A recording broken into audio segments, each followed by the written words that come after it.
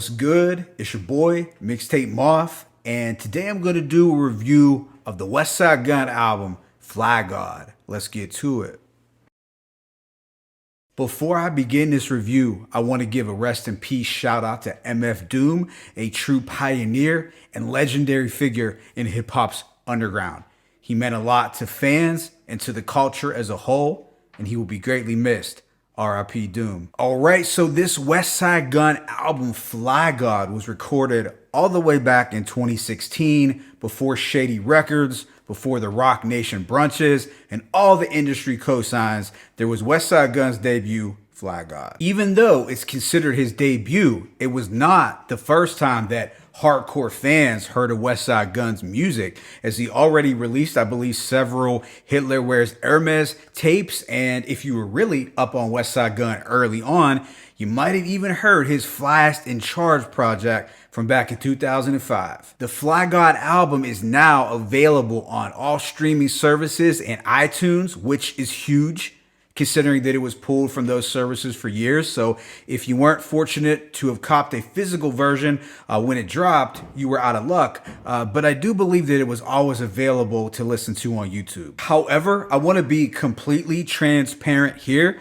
I hadn't heard this full album until it dropped on Christmas. Now, obviously, I knew of some of the songs, but this was my first time hearing that actual album in its entirety. But my takeaway from this Flygod album is that it was an important release in Griselda and Westside Gunn's discography. This set in motion the luxurious, artistic, and eclectic sound that would accompany future Westside Gunn releases. The cover art itself is pretty iconic, especially if you have been following Griselda's rise over the years. The portrait is very rich in color and instantly recognizable as a symbol, not only for Westside Gunn, but also for the Griselda brand. But let me get straight into this album. It's 18 tracks lasting just shy of the hour mark at 58 minutes. The bulk of the production was handled by Griselda's in-house producer, Derringer, who kills these instrumentals, by the way. Additional production came from Camouflage Monks, Rock Marciano, The God Fahim, Apollo Brown, Static Selecta, and The Alchemist. There wasn't one beat that was bad or lacking in any way whatsoever. In fact, the production could be described as impeccable. The whole album had a very rich and flavorful sonic palette. But with that being said, let me hit y'all with this track-by-track breakdown. This thing kicks off with Dunks featuring Conway. The beat provided by Derringer is ominous and gritty. Conway had several standout bars. He said, had Amigo rapping before Offset. Let me bring that back. Had Amigo rapping before Offset?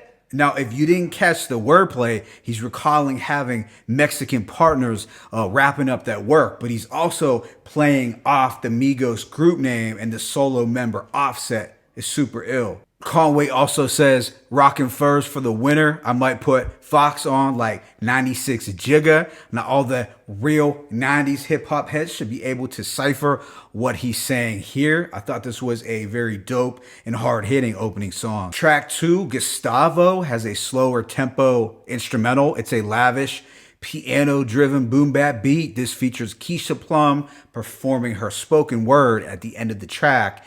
It's kind of a laid-back anthem with a really memorable hook. Every day, make money and pray. Track 3 is Shower Shoe Lords featuring Benny the Butcher. The Derringer beat sort of gave me some DJ Premier vibes. You will notice scratched in vocals of MF Doom, Guru, and Sean Price. R.I.P. to all those legends. Westside Gunn hit us with some bars about prison. In the law library, trying to get my time off. Praying 5 times a day, trying to get 5 off. I wear my boots in the shower, razor tucked in my jaw. So I thought that verse was pretty vivid. But it was really Benny who came in and stole the show. We were stretching white like Richard Simmons.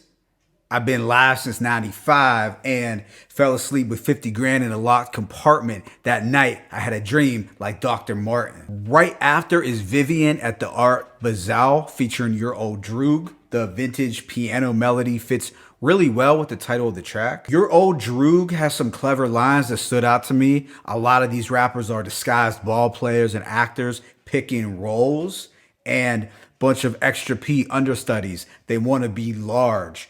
Now, He's obviously referencing the producer Large Professor, who went by the name of Extra P back in the 90s. Immediately following is Hall, produced by Rock Marciano. The soul loop is very striking. It does kind of give me some Ghostface Killer vibes, perhaps something from his Fish Scale era releases. This was one of the shorter songs at 1 minute and 44 seconds, but I thought this specific soul sample was very attractive. Up next is Free Chapo featuring Conway. The beat provided by Derringer is gutter.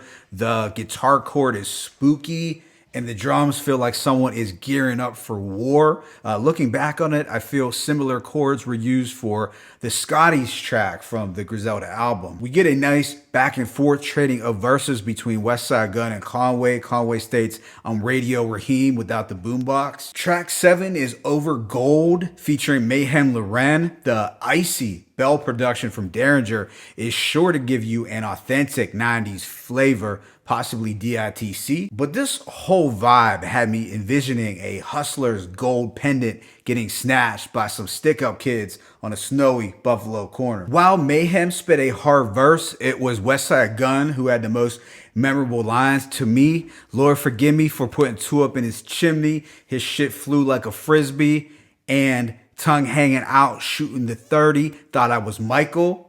When he's focused, he can really come up with some ill shit. The following record, Bodies on Fairfax, has more bell, xylophone-like production, but it sounds completely different from the previous song, which keeps things fresh. This Derringer beat is a complete vibe. Danny Brown has a featured verse. Now, I'm not normally a big Danny Brown guy whatsoever, but I thought he sounded good on this particular track. After this is Sheen Gun, a nod to the late Machine Gun Black. The beat is jazzy with a saxophone loop and some scratching. Westside Gunn opens his verse borrowing the rhyme scheme from Smooth the Hustler's Broken Language classic song from 1996.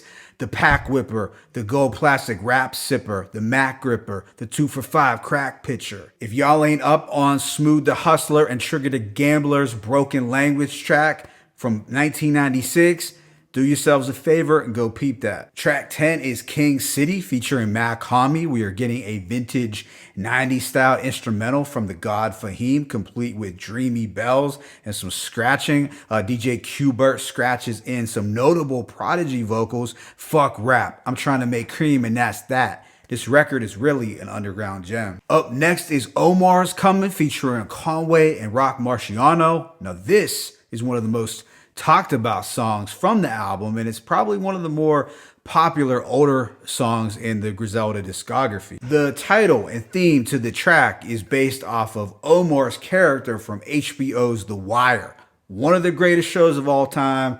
So if you ain't up on it, you're missing out. But Omar's character could instill the fear of God into the most heartless and fearless gangsters. Conway likens himself to Omar on the following line: "I come through, dudes throw the bag out the window like Omar coming." The following track, Mr. T, is another single and highlight from the album. The sample provided by Apollo Brown might be one of the most beautiful soul samples I've ever heard, no cap. For me, it is without a doubt a top 10 soul sample in hip hop, but make sure to check out the video if you haven't. The gritty imagery contrasted with the heavenly beat is purely a work of art. Right after is 50-inch Zenith featuring Sky Zoo. Now the title and the hook were obviously inspired by Raekwon's classic Purple Tape, the song Incarcerated Scarfaces, where he goes, "What up, cousin?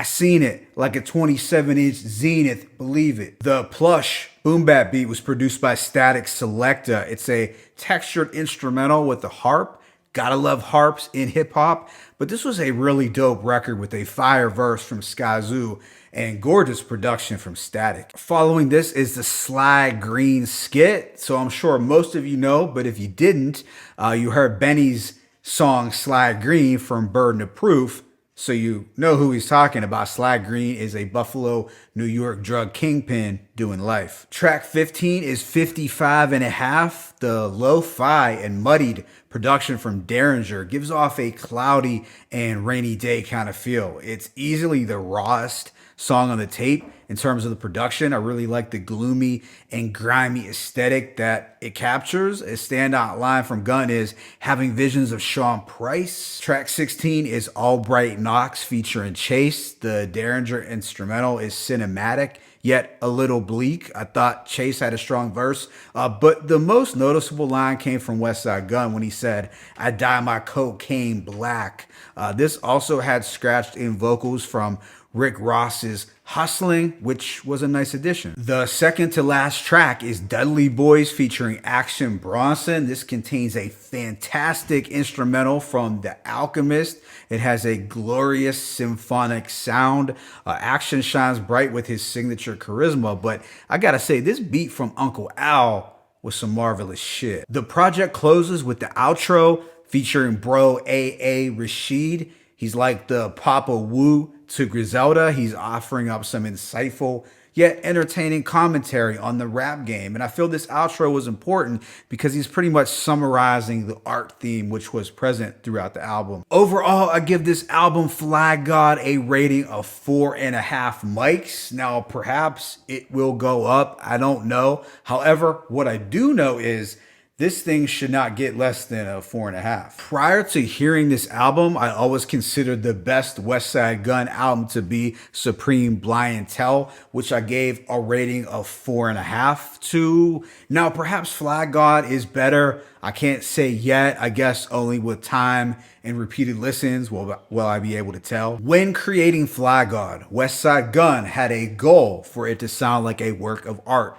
and he succeeded in doing just that, because it's really the audio equivalent to one of the flyest paintings exhibited. At the end of the day, I feel this album, Flygod, really captured the essence of Griselda as a sound and as a movement. It should be a required listen for any hardcore Griselda fan. If you haven't heard it, you need to check it out before it gets taken off of streaming services. My favorite tracks include Dunks, Shower, Shoe Lords, Hall, Over Gold, Bodies Off Fairfax, Omar's Coming, Mr. T, 50-inch Zenith, 55.5, and Dudley Boys. Let me know your thoughts on this album in the comment section below. Do you consider it to be a classic? What should I check out next? It's your boy, Mixtape Moth. I'm signing out, but be sure to hit that like button and please subscribe. As always, it's peace and blessings. Westside Gunn, Flygod 1.